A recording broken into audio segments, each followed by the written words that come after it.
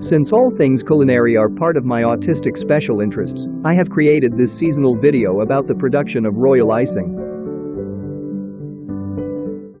Royal icing is a hard white icing that is made from softly beaten egg whites, powdered sugar, and cream of tartar.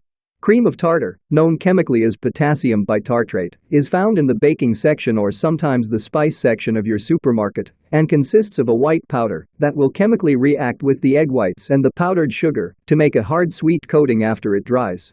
Royal icing is traditionally used to decorate sugar cookies or gingerbread. Here is my recipe for royal icing. This recipe may also be found in the description section of this video. To make royal icing, you will need 4 egg whites, 3 1/4 cups of powdered sugar with more as needed, and a half teaspoon of cream of tartar. If you want to make a colored icing, you will also need some food coloring. When making this icing, you will start by separating the whites from the yolks. The yolks may be used for another recipe or may be thrown away. If you have a cat or a dog, your pet might enjoy having the opportunity to eat the yolks as a special treat. Combine all ingredients in a mixing bowl and whisk until the royal icing is thick and spreadable. If your icing looks watery, add some more powdered sugar to thicken it up. Royal icing will dry within about 30 minutes, so if you are decorating cookies, you will need to work quickly. The easiest way to frost a cookie is to use a butter knife or a spreader.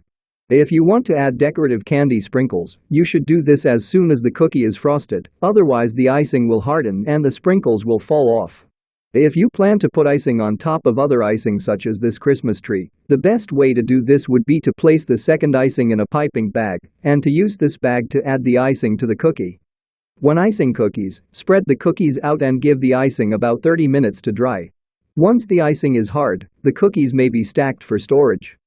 When royal icing dries, the sugar coating will be smooth and bright.